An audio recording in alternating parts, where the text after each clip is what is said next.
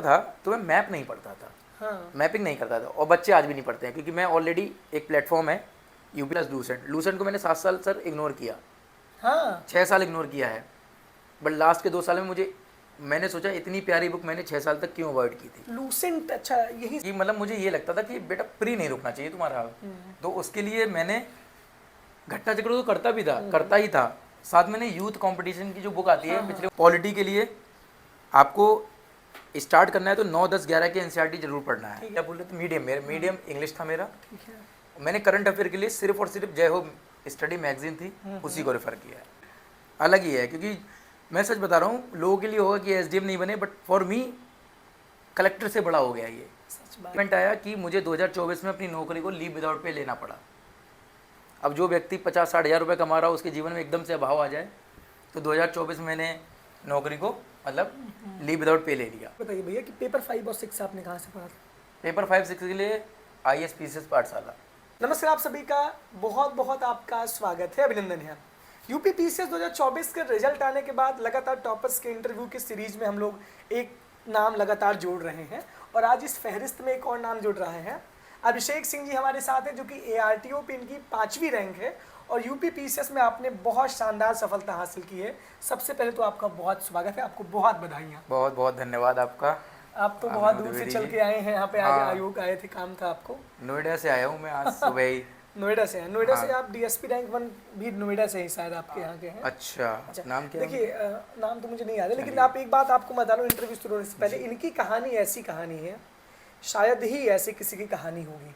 पिता का असमय चले जाना, पूरा जिम्मेदारी परिवार की अपने कंधों पर होना, जॉब के साथ साथ तैयारी करना, बहुत सारी मुश्किलें इन्होंने इसका सामना किया है। और माता जी जब जब इनकी रील्स में इनकी माँ दिख रही हैं, तब तक उनके चेहरे पे जो भाव दिख रहा है वो अपने आप ही सब कुछ बयां कर जाता है। तो अभिषेक जी, अपनी पूरी जीवन की एक मतलब एक समरी होती नहीं, आप पढ़ाई कहाँ से किए, क्या क्या चीज़ें आपकी लाइफ में हुई, फिर उसके बाद इंटरव्यू की हम शुरुआत करेंगे। मतलब मैं 11वीं क्लास तक तो मेरी लाइफ बहुत अच्छी चल रही थी, लखनऊ पब्लिक स्कूल लखनऊ में हम चारों भाई बहन पढ़ रहे थे। बट 12th में जब आए तो हमारे पिताजी की जो है किडनी फेलियर और लीवर फेलियर हो गया, तो वहाँ पे रिश्तेदारों का आना जाना, फिर मम्मी को मेदांता ले जाना उनको महीने में 3-4 बार, तो वहाँ पे 12th की पढ़ाई थोड़ा डिस्टर्ब होने लगी। फिर हम लोगों ने 12th के बाद हम 3 लोगों ने बीटेक में एडमिशन लिया। मैंने मानव रचना इंटरनेशनल यूनिवर्सिटी हरियाणा में मैकेनिकल इंजीनियरिंग में एडमिशन लिया, बाकी मेरी 2 बहनों ने ग्रेटर नोएडा में कॉलेज है वहाँ पे लिया। फिर एक सेमेस्टर मेरा होने वाला था, तो 4 अक्टूबर 2013 पिताजी का देहांत हो गया। तो वहाँ पे बात हुई कि अब नौकरी कौन करेगा।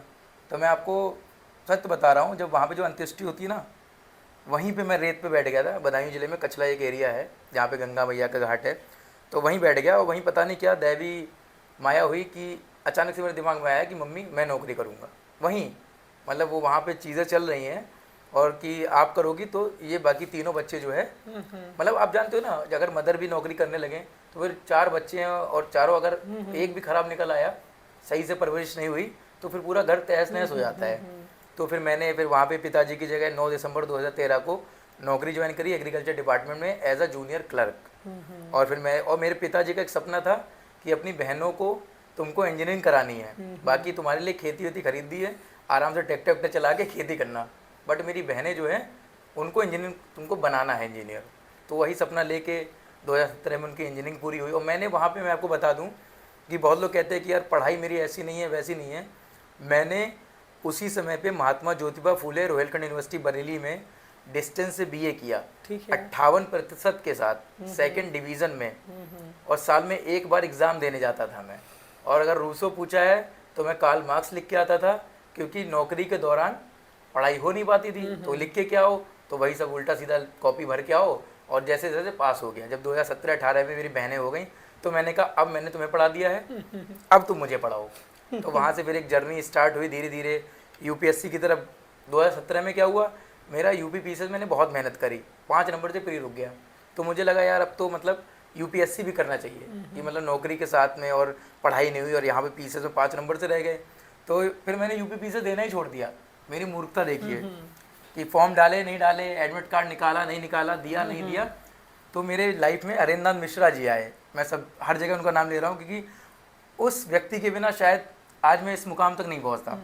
तो उन्होंने मुझे बताया कि यार पीसेस भी दिया करो। फिर मम्मी बोली यार तुम पीसेस क्यों नहीं देते हो, पीसेस भी दो, एसडीएम वगैरह डीएसपी वगैरह भी अच्छा होता है, आरटीओ वगैरह होता है। तो वहाँ से फिर 2023 में मैंने पहला सीरियस अटेम्प्ट दिया। अच्छा 2023 में सीरियस अटेम्प्ट, बाकी तो 5-6 अटेम्प्ट हो चुके थे लेकिन वो सीरियस नहीं थे। तो उसमें प्री निकला, मेंस निकला, 6 नंबर से इंटरव्यू रह गया। और अच्छा टीओ की पोस्ट, टैक्स असेसमेंट ऑफिसर की जो 752 कट ऑफ गई थी, अगर मेरा इंटरव्यू कॉल आता तो मेरी उसमें भी सिलेक्शन हो जाता मिनिमम, अगर इंटरव्यू में नंबर मिलते। लेकिन ईश्वर को कुछ और मंजूर था।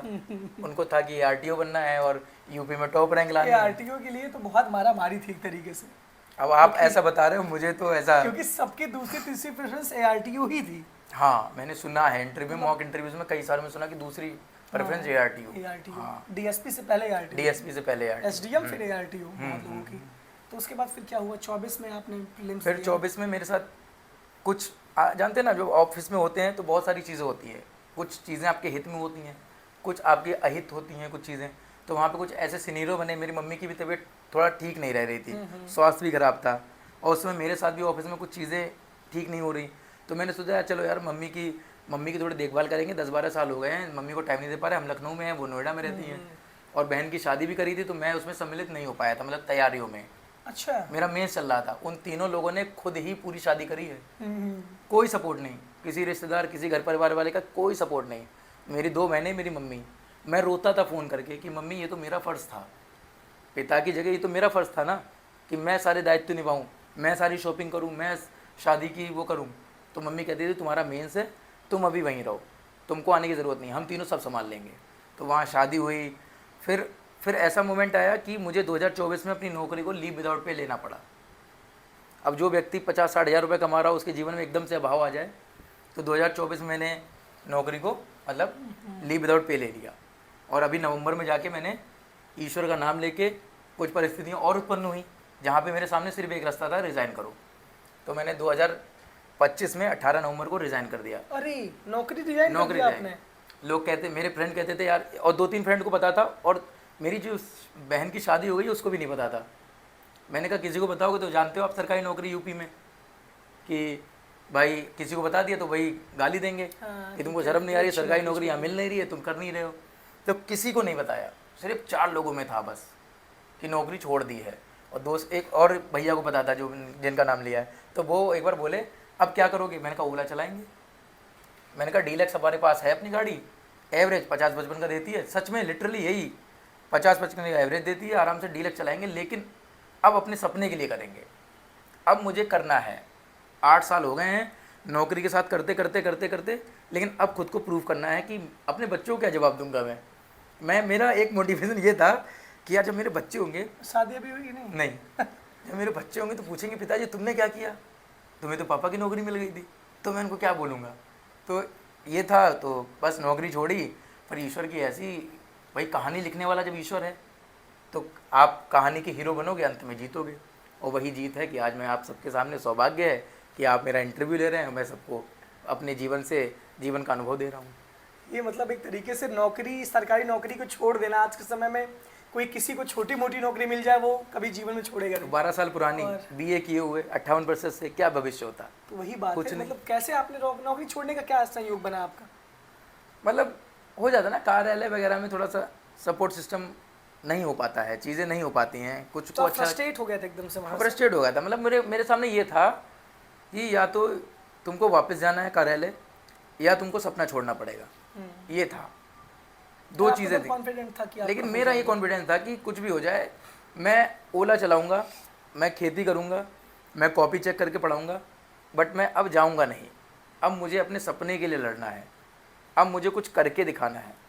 तो आज उनका सबका फ़ोन आता कि नहीं आता आपके ऑफिस? अरे सर, फिर अब तो वो इतिहास हो गया है। अब तो वो ऐसा हो गया कि अलग ही है। क्योंकि मैं सच बता रहा हूँ, लोगों के लिए होगा कि एसडीएम नहीं बने, बट फॉर मी कलेक्टर से बड़ा हो गया ये। सच बात। क्योंकि पिताजी की जगह नौकरी लगना, 12 साल की नौकरी हो जाना। हाँ, मैंने तो अभी तक ऐसा नहीं सुना है अपने डिपार्टमेंट में। मैंने कईयों से पूछा कि किसी मृतक आश्रित ने ऐसा मुकाम हासिल किया है, तो सबने क्या, आज तक किसी ने ऐसा नहीं किया है, उनके अनुभव के आधार पे।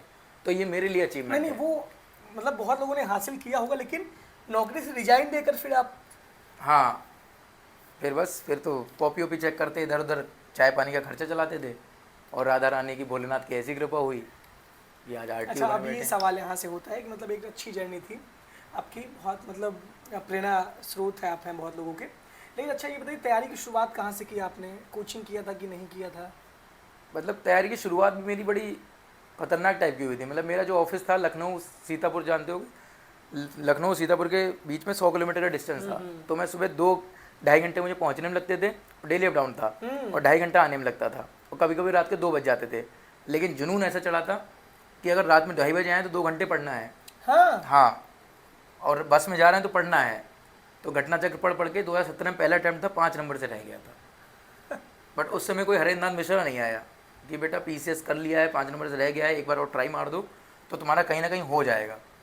नहीं हुआ। ईश्वर को मतलब वही है ना कि ईश्वर कुछ आपके लिए बहुत अच्छा सोचता जब है। देता छप्पर फाड़ देता। हाँ, ईश्वर बहुत आप लेट हो, आप लेट नहीं हो ये समझ लो।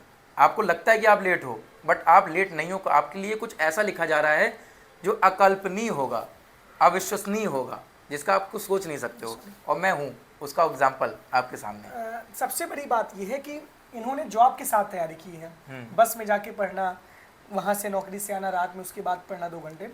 तो मतलब कोचिंग आपने किया था कि नहीं किया था? हाँ, 2018 में मैं परिस्थिति ऐसी बनी थी कि मैंने अपना टाइम निकाल के कोचिंग की थी लखनऊ में ही। अच्छा, लखनऊ में ही हाँ आप हाँ, रहते थे? मतलब भाई शाम को 1-2 घंटे चले गए, कोचिंग कर ली, और वहाँ से कोचिंग तो की तो थी। आपने बेस अपना कैसे मजबूत किया, क्योंकि आपका तो बैकग्राउंड एक तरीके से आप जॉब में भी आ गए। एनसीईआरटी आपने पढ़ी थी कि नहीं? हाँ, एनसीईआरटी मैंने पढ़ी थी, फिर वही लक्ष्मीकांत, स्पेक्ट्रम, वही सारी किताबें।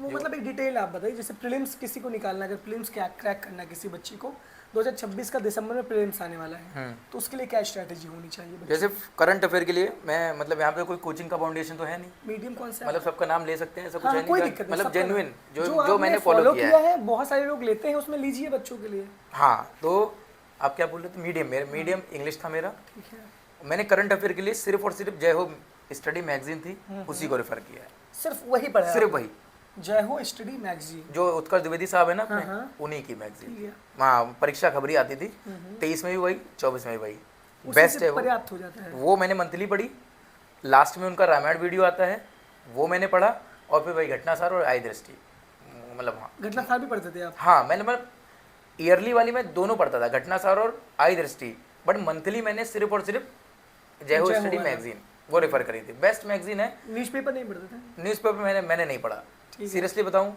नहीं पढ़ा न्यूज़पेपर। मतलब वो उससे काम बच्चों का हो जाएगा। हो जाए, पीसीएस में हो जाएगा। कितना करंट अफेयर्स सही करके आते थे? मतलब मेरा ये था कि 2023 में जब मैंने प्री दिया तो 94 कट ऑफ था, 96 सही थे मेरे, 24 में 78 के आसपास कट ऑफ बता रहे हैं, मेरे 82 सही थे, और 2025 में 93 कट ऑफ है तो मेरे 101 सही थे। 101 सही थे। हाँ, मतलब करंट अफेयर मेरे इस गलत बार भी नहीं। आपने मेंस दिया क्या? हाँ, इस बार इसका भी एक किस्सा है कि मैं एक बार ना इंटरव्यू में चला गया, फिर रिजल्ट आ रहा है, अब पढ़ना तो हो नहीं पा रहा था, रिजल्ट आ जा रहा है। तो मैं शनिवार जब यहाँ आ गया लखनऊ, और उम्मीद यही थी प्रभु रिजल्ट आ जाए, देना ना पड़े यार, बहुत क्योंकि डर लग रहा है, बहुत डर लग रहा है, देना ना पड़े। तो मैंने हिंदी दिया। अब यार ऐसे में मेरे 3 घंटे लग गए पूरा ऐसे लिखने में, और जब मैंने 2024 का लिखा था तो मेरे सारे पेपर 15 मिनट पहले खत्म हो जाते थे, 15-20 मिनट पहले पहले ही। से खराब थे किया। मेरे एक मित्र हैं निकुंज गुप्ता, सब स्टार हैं वो, तो मेरे बगल में ही मेंस में बैठे थे, तो वो लास्ट 6 पेपर में बोले थे कि मैंने अपनी तैयारी के पीरियड में किसी ऐसे व्यक्ति को नहीं देखा जिसने 20 मिनट पहले ही खत्म कर लिया हो पेपर। तो कैसे आज खत्म- और कैसे इंटरव्यू खत्म भी करते मेरे साथ में ही किया कैसे था। खत्म करते थे? मतलब मैंने 2024 में 125 टेस्ट लगाए थे, 125 25 टेस्ट कहाँ से? Make IAS. Make IAS. हाँ, मैंने और मेंस के लिए मैंने मेक आईएएस के अलावा कुछ रेफर नहीं किया। टेराक्विस्ट की कोई नोट्स? हाँ, टेराकोस के नोट्स लिए थे, वो भी हेल्पफुल थे, बट मेरी जो मैं पूरी तरह डिपेंड था मेक आईएएस के ऊपर मेंस के लिए। अच्छा, हाँ, उनकी टेस्ट सीरीज उठाई मैंने, 80 जो अब MEP 3 आता है, 80 टेस्ट को मैंने मान लिया कि होगा तो इससे होगा, नहीं होगा तो किसी से नहीं होगा। तो मैंने 2024 में 9 टेस्ट हिंदी के लगाए थे, और CL त्रिपाठी सर प्रज्ञ प्रभा वाले जो प्रयागराज में हैं, उनके सहयोग से मेरा हिंदी ऐसे बहुत तगड़ा हो गया।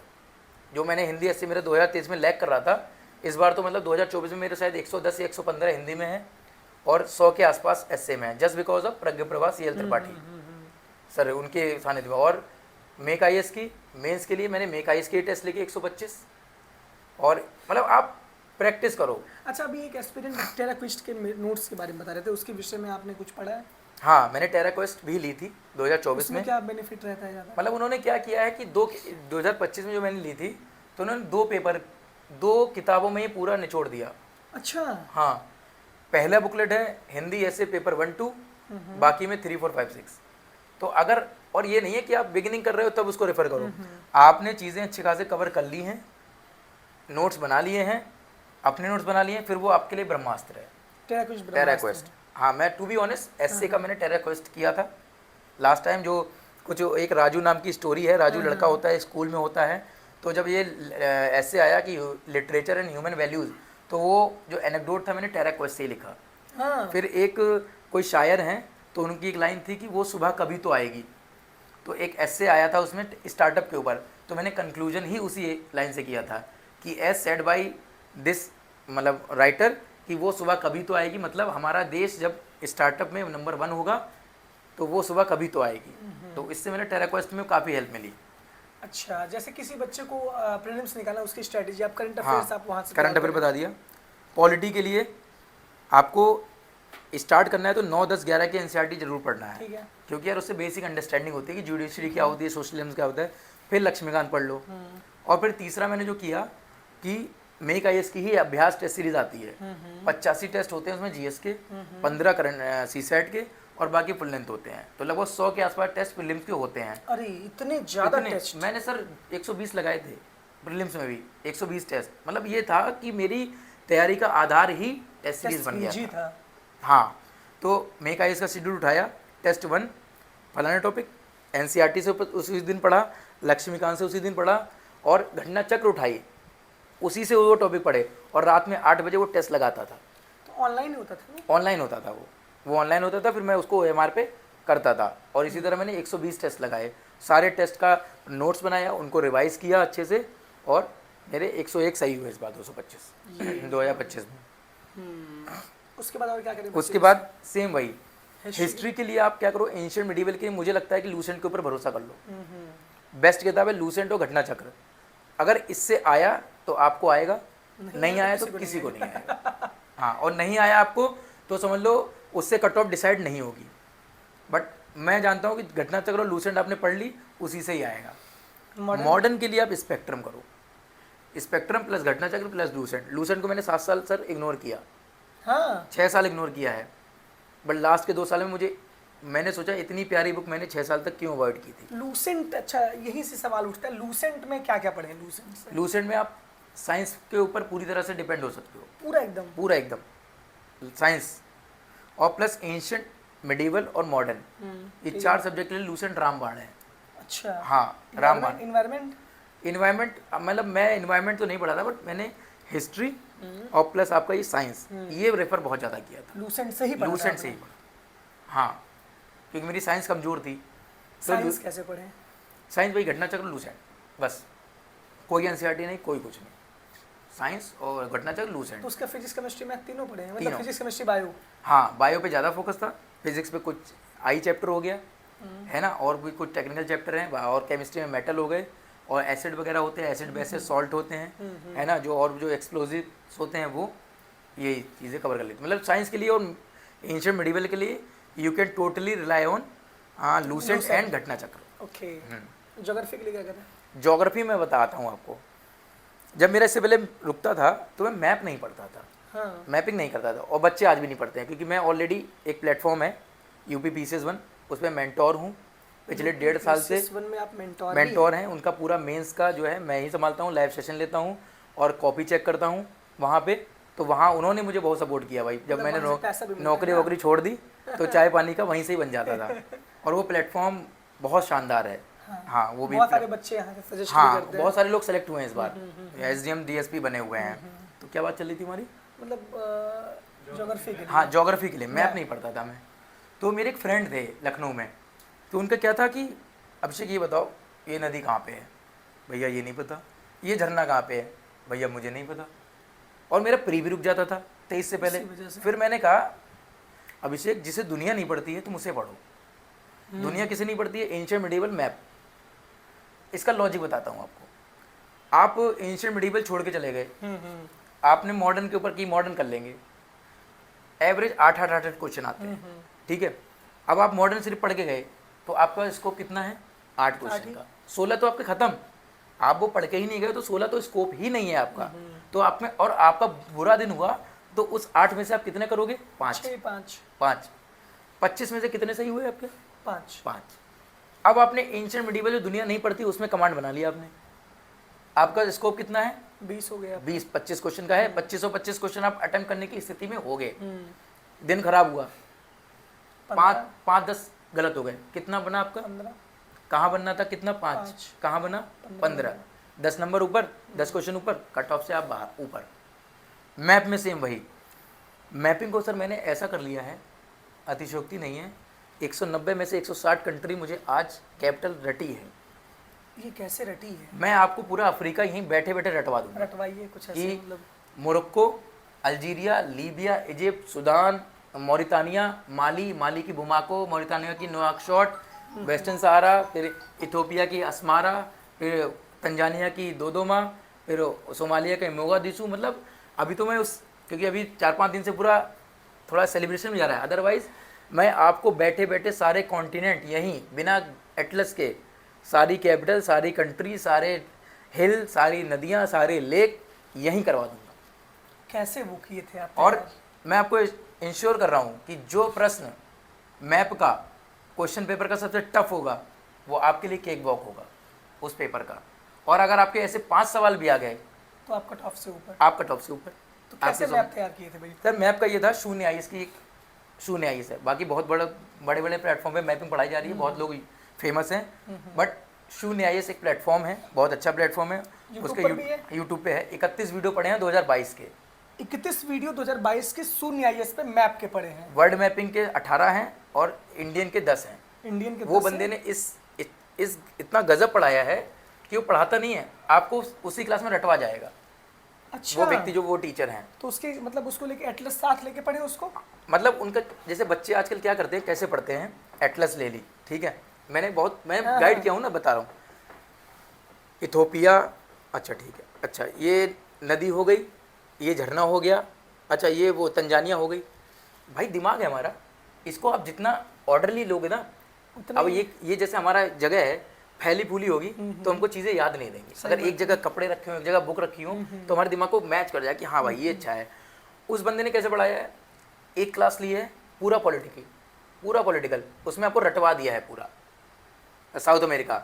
दूसरा उसी का सेम वीडियो, उसमें पूरा फिजिकल पूरा आपको रटवा दिया है। फिर पॉलिटिकल, तो हमारे दिमाग में क्या आ गया, सारी नदियाँ एक साथ, सारे झरने एक साथ, सारे पहाड़ एक साथ। तो हमारे दिमाग को क्या हुआ, एक ऑर्डर मिल गया उसमें। फिर मैंने अपने दोस्तों को पकड़ के, आओ तुम्हें मैप में मास्टर बनाते हैं, मतलब पकड़ा और बोला मैं तुम्हें पढ़ा रहा हूँ और तुम अपने साथ के बैठने वालों से पूछना, और तुम मास्टर ना हो जाओ तो बताना। और मैंने कई लोगों को गाइड किया, और जो लोग 3-4 मेंस प्री नहीं निकाल पा रहे थे उनके 95-100 हुए, सिर्फ मैप की वजह से। सिर्फ मैप की वजह से। मैप का इतना स्कोप है। तो शून्य आईएएस से कवर करें तो हो जाएगा, बिल्कुल आराम से हो जाएगा, उससे बाहर कहीं नहीं आएगा। उससे बाहर नहीं आएगा। और मैं बता रहा हूँ, मैपिंग एंशिएंट मिडीवल में कमांड बना लो, पीसेस का प्री नहीं रुकेगा, 10 क्वेश्चन ऊपर ही जाओगे। ज्योग्राफी से सिर्फ मैप से सवाल मैक्सिमम मैपिंग और एनसीईआरटी 6 से 11 तक की। बहुत लोग कहते हैं 11-12 की एनसीईआरटी पढ़ी है। मतलब मैं भाई आजकल रिस्क क्यों लोगे? सही बात भैया, 1 साल बर्बाद हो जाएगा। और यूपी पीसीएस का तो ऐसी साइकिल है कि अगर कहीं चुनाव आ गए, कहीं कुछ आ गया तो 2 साल 3 साल गए। क्यों लोगे भाई? अगर तुम्हारे पास स्कोप है 6ठी क्लास की 7वीं क्लास की पढ़ने का तो पढ़ो। पढ़ना, हाँ 1.5 साल बर्बाद करोगे, फिर वहीं लौट के आओगे कि 6ठी की 7वीं की पढ़ ली होते तो कुछ आइडिया हो जाता हमें। तो पढ़ो उसको 6 से 11 तक की, और मैपिंग बस। इकोनॉमी के लिए जैसे मैंने पहले 2013 में 14 में मुन्नाल पटेल सर के वो आए थे लेक्चर्स, उनसे बेस्ट लेक्चर आज तक नहीं है। मृणाल सर के, हाँ उनसे बेस्ट लेक्चर आज तक नहीं है। उन्होंने इंग्लिश मीडियम में, हिंदी मीडियम वाले पढ़ सकते कि नहीं पढ़ सकते? हाँ पढ़ सकते हैं, वो बंदा बहुत गजब पढ़ाता है। मतलब उन्होंने तारक मेहता के कुछ किरदारों के थ्रू, कुछ अच्छे किसानों के फोटो के थ्रू पढ़ाया था, तो मेरी वहाँ से कॉन्सेप्ट बहुत तगड़ा क्लियर हो गया था। और फिर यूपी पीसीएस में आप लोग जानते हो कि सारी स्कीमें, बजट और इकोनॉमिक सर्वे वही कर लोगे। कवर करते हैं आप करंट से?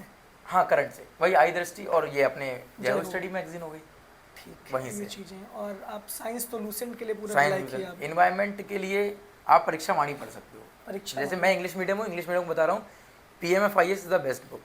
PMFIS इज एक बार पढ़ लो, इन्वायरमेंट के लिए सारे कॉन्सेप्ट क्लियर हो जाएंगे, सारी बिल्कुल चीज़ें अच्छे से क्लियर हो जाएंगी।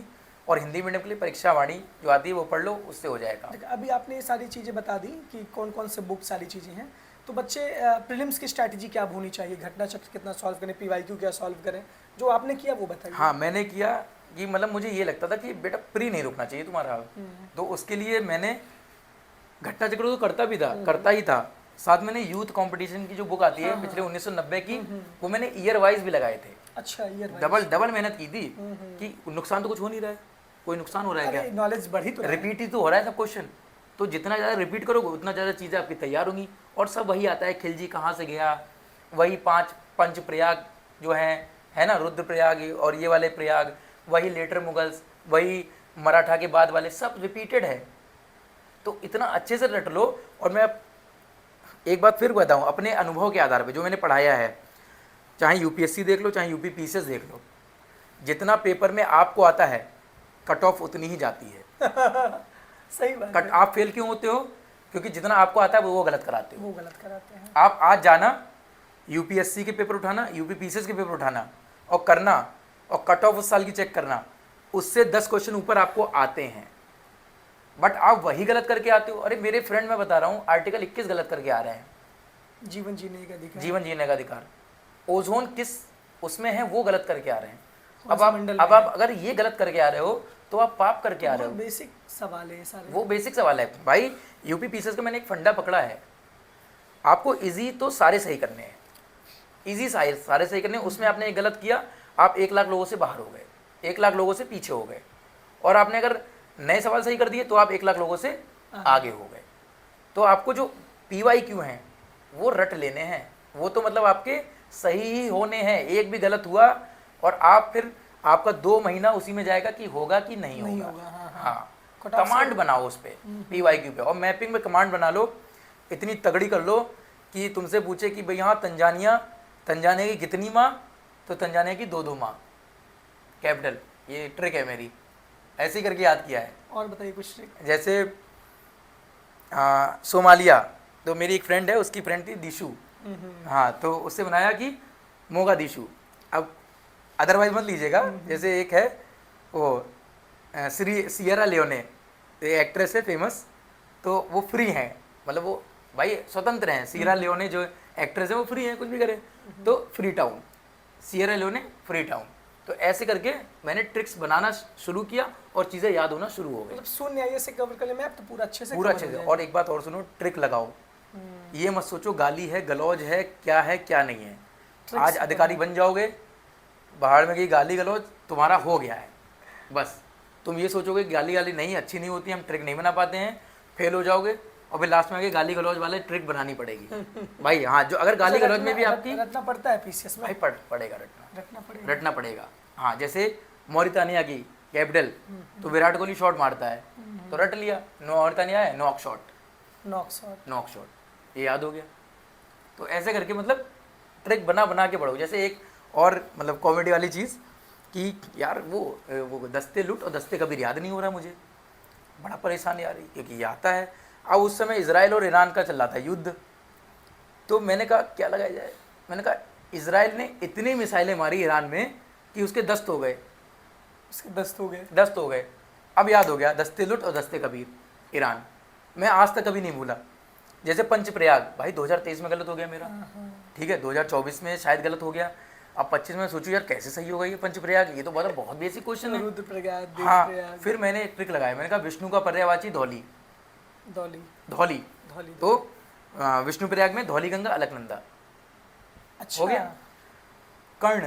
कर्ण में क्या आता है अड़ा, पिंडर में क्या आता है अड़ा, अड़ा मिलके कर्ण और पिंडर हो गया, तो यहाँ से कनेक्ट कर लिया।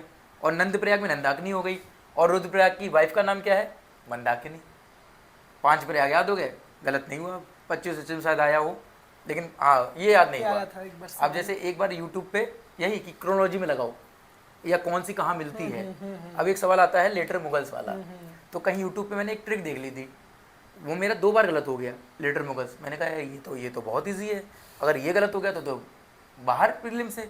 तो एक जगह यूट्यूब पे कोई चैनल है, वहाँ बताया था कि बहादुर जहाँ भी जाते हैं वो फेल नहीं होते, बहादुर जहाँ भी जाते हैं वो फेल नहीं होते। बहादुर शाह, जहांगीर शाह, फारूक शाह, अरे क्योंकि उनके ऊपर माँ का आशीर्वाद रहता है। MAA, मोहम्मद शाह, आलमगीर, और ऐसे करके जो भी ट्रिक थी बना गई। तो ट्रिक यूट्यूब से भी देख सकते हैं, बहुत सारी ट्रिक बनाते हैं बहुत सारी यूट्यूब से। सबसे पहले ट्राई किया करो कोई, खुद से बनाओ। मतलब वो अल्फाबेटिकल ऑर्डर में बनाया करो, कहीं A पे शुरू हो रहा है, कहीं B पे शुरू हो रहा है, खुद से ट्राई करो, खुद से ऐसी गंदी गंदी ट्रिक बनाओ यार।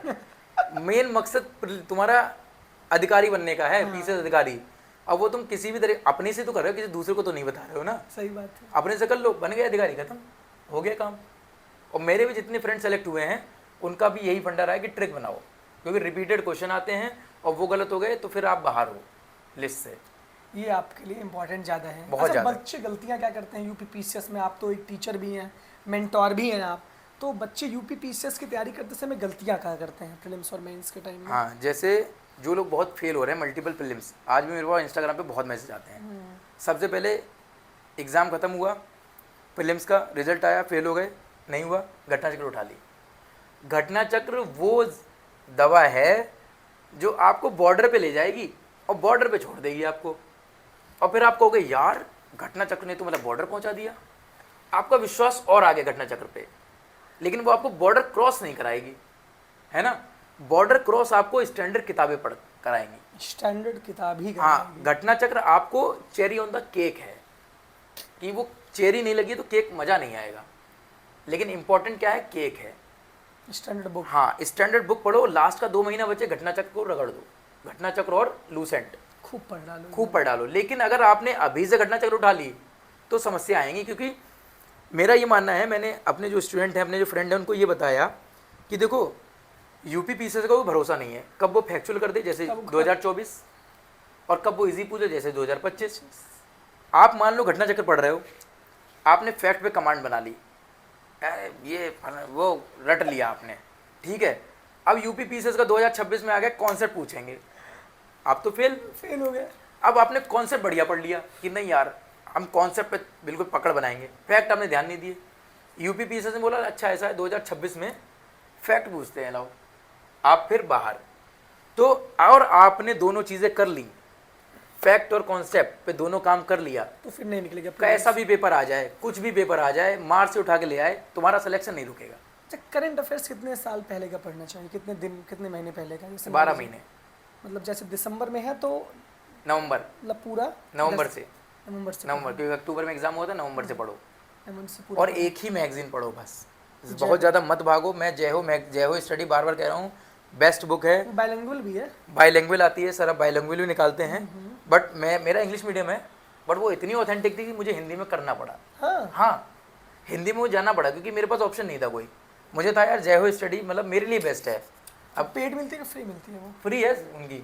अच्छा। और उनका सबसे अच्छा तरीका ये है कि वो सर जो उत्कर्ष द्विवेदी सर हैं, वो यूट्यूब पे भी उसका वीडियो जारी करते हैं। तो मेरा क्या रहता है कि सामने वीडियो लगाया, PDF रखी, एक बार वो वीडियो से 2x पे भगा के अंडरलाइन कर लिया, लिख लिए, और फिर जब दूसरी रीडिंग आती तो मैं एक दिन में 5-5 महीने कर देता था। एक दिन में 5 महीने का 5 महीने करंट अफेयर्स। वैसे कितना लगता था, मतलब एक महीने का एक बार आप पढ़ते होंगे? एक महीने का एक बार पढ़ते थे, और मुश्किल से 50-55 पेजों की होती है वो। बस वो कितने दिन में उसको खत्म कर देते? उसको 3 दिन में हो जाती थी। अच्छा, एक टारगेट। हाँ, एक टारगेट। और फिर उसके बाद जब फिर 2 दिन में होती थी, फिर 1 दिन में होती थी, और एक टाइम ऐसा है जब प्रीलिम से पहले कि एक दिन में 5-5 महीने की कवर, 2 दिन में पूरा साल खत्म। जैसे भैया ये बताइए, जैसे जो लूसेंट की किताब है, लूसेंट की किताब को कैसे पढ़े? उसमें जैसे फैक्ट ही दिया गया है, उसमें तो ये लगता है कि सब कुछ इंपॉर्टेंट है। मैंने तो इसको ये किया था, जितने भी इसमें डिब्बे बने हैं, जो बॉक्स बने हैं लाल वाले, उनके फोटो खींच के PDF में अलग बना लिया था।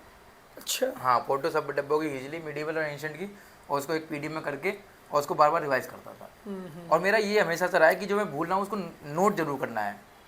मतलब मेरा नोट मेकिंग का बहुत ज़्यादा वो जुनून था।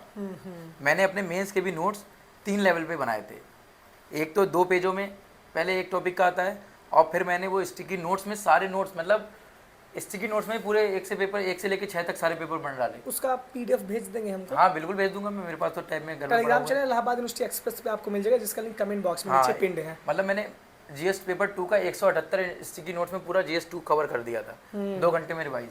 अच्छा, ये बताइए भैया कि पेपर 5 और 6 आपने कहाँ से पढ़ा था?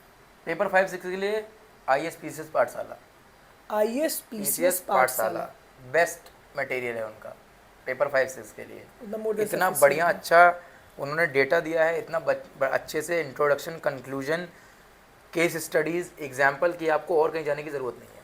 ये बहुत बात अच्छा है। दिया उन्होंने। हाँ अच्छा, जैसे ये बताइए कि ऑनलाइन क्या क्या मटेरियल, जैसे हम मृणाल सर का इकोनॉमी का नोट्स मतलब लेक्चर्स उसमें किए, शून्य आईएएस का आपने मैपिंग के की लिए है। किया, और क्या क्या चीज़ें जैसे जो बच्चे बिना कोचिंग की तैयारी करना चाहते हैं उनके लिए? मतलब ऑनलाइन तो मैंने बहुत ज़्यादा नहीं किया। हाँ, मैंने आज 250 से 300 टेस्ट लिखे हैं मैंने। टेस्ट आपने बहुत लिखे हैं। टेस्ट तो बहुत लिखे हैं, मतलब मेरे दोस्त ये कह रहे थे कि अगर इस बार तुम्हारा नहीं हुआ तो यूपी में होगा किसी का नहीं, क्योंकि तुम्हारी मेहनत हमने देखी है कि यार 125 टेस्ट कौन लिखता है। ऐसे कितने घंटे पढ़ते थे आप? मतलब मेरा जब ऑफिस के दौरान था, तो मैं ऑफिस का भी बता देता हूँ कि मैं सुबह 3 बजे उठ जाता था। 3 बजे उठ गया, 15 मिनट में नहाना धोना है, बिना नहाए मैं कभी पढ़ा नहीं हूँ। अच्छा। हाँ, 3 बजे ही उठ के नहा लिया, 3:15 पे पूजा वूजा, और पूजा भी, मैं स्पिरिचुअल बहुत ज़्यादा हूँ, तो 3:30 तक नहाना धोना पूजा पाठ हो गया। 3:30 बजे लाइब्रेरी बैठ गया। लाइब्रेरी में बैठ गया 3:30 बजे जाके, और एक लोवर, एक शर्ट और एक जोड़ी चप्पल वो मेरी बाथरूम में रखी रहती थी लाइब्रेरी के, और सबको पता था ये भैया के कपड़े हैं, कि भैया सुबह आएंगे पूरा लोवर ओवर में, और जब 9:30 बजेंगे तो बाथरूम में जाएंगे, अपना फॉर्मल ऑफिस वाला पहनेंगे और ऑफिस निकल जाएंगे, और फिर ऑफिस से सीधा 5 बजे वो आएंगे और सीधा वॉशरूम में जाएंगे और लोवर ओवर डालेंगे। घर नहीं आता था मैं ऑफिस से, मैं सीधा वॉशरूम में घुसता था लाइब्रेरी के, और कपड़े बदले और लाइब्रेरी में बैठ गया। और कभी कभी जब एग्ज़ाम नज़दीक होता था तो जो कुर्सी नहीं होती जिस पे तकिया पड़ा होता है, वही तकिया बिछाया फर्श पे और अपने सो गए, और फिर सुबह 3 बजे उठ के पढ़ने लगे। ये मेरा शेड्यूल था जब मैं ऑफिस में कभी था। लेट नहीं होते थे मतलब आप? नहीं, एकदम हाँ, पंक्चुअलिटी, रेगुलरिटी पिछले 8 सालों में। अब वो ऐसा तो नहीं कि कभी ऐसा कि एक एक दिन नहीं हुआ, बट हाँ 95% चीज़ों में मैं कभी नहीं हुआ। 5% में आलस तो कभी नहीं था। 1:30 बजे आँख खुल गई तो 1:30 बजे लाइब्रेरी पहुँच गए। लाइब्रेरी वाले कहने लगे थे यार तुम ये बताओ तुम यहीं पढ़े रहते हो क्या? ये था कि तुम यहीं पढ़े रहते हो लखनऊ में। हाँ, दिव्य ज्योति लाइब्रेरी थी, तो वहीं मेरा था सीबीएल लाइब्रेरी। तो और उन लोगों से कोई जाए तो पूछ भी ले, अगर कोई लखनऊ में दिव्य ज्योति सीबीएल में हो, मेरे जानने में बहुत सारे लोग हैं, तो उनका था यार भैया तुम यहीं पढ़े रहते हो, और उनको सबको पता था कि ये पैंट शर्ट और लोवर चप्पल भैया की पड़ी हुई है। मतलब ये एक तरीके से बहुत मतलब गजब की स्टोरी है। मतलब स्टोरी इसलिए है कि भाई मैंने पढ़ाई सही से की नहीं, बीए पास डिस्टेंस से, तो मेरा ये था कि यार मैं बीए पास हूँ, महात्मा ज्योतिबा यूनिवर्सिटी से हूँ, ज़्यादा बहुत हाई फाई पढ़ाई भी नहीं है, आईआईटी आईएम वालों को मैं कैसे कम्पीट करूँगा। मेरे थॉट ये थे कि आईआईटी आईएम वालों को कम्पीट कैसे करूँगा। तो मैंने कहीं पढ़ लिया था कि hard work beats the talent. Talent अपने पास है नहीं, हार्ड वर्क है। और फिर ये आया कि अगर आईआईटी आईएम और हाईली एजुकेटेड पीपल अगर 7 बजे 8 बजे उठ रहे हैं, और अगर मैं 2 बजे उठ जाता हूँ, 3 बजे उठ जाता हूँ, तो मैं उनसे 5 घंटे पहले हूँ। सही बात है, 5 घंटे उनसे पहले हूँ, तो वो 5 घंटे मेरे लिए ब्रह्मास्त्र हैं। तो मेरे मन में यही रहता था कि मैं उनको कैसे कम्पीट करूँ, कि जो मुझसे इतने हाईली टैलेंटेड हाईली क्वालिफाइड लोग हैं, मैं कहाँ बीए पास 58% सेकेंड डिवीज़न फेल आदमी। तो बस वहीं से एक मोटिवेशन जगा कि नहीं, तुम्हें ऐसा करना पड़ेगा कि उनके बीच में एक गैप करना पड़ेगा, कि तुम्हें पूरे दिन का 5 घंटा अपना लेके चल, मतलब सरप्लस लेके चलना पड़ेगा। ऑफिस में भी मतलब जाते टाइम आते टाइम खूब पढ़ाई करते थे आप? हाँ, ऑफिस में भी जब टाइम मिलता था खूब पढ़ता था। ऑफिस में मतलब लंच वंच मिला तो अपना टैब में खोल लिया, किताबें खोल ली, पढ़ने लगे, ये था। मम्मी बहुत खुश है? बहुत ज़्यादा, मम्मी तो बहुत प्रसन्न है, और मतलब उनका तो वो दिन में 4 बार आती है मेरे पास, कहती है हो क्या रहा है। मतलब ऐसी चीज़ें हो रही हैं। मेरे मास्टर का फ़ोन आया 12th क्लास के, तो मैं 12वीं क्लास में बहुत शैतान आदमी था, मतलब डिस्टर्ब करना।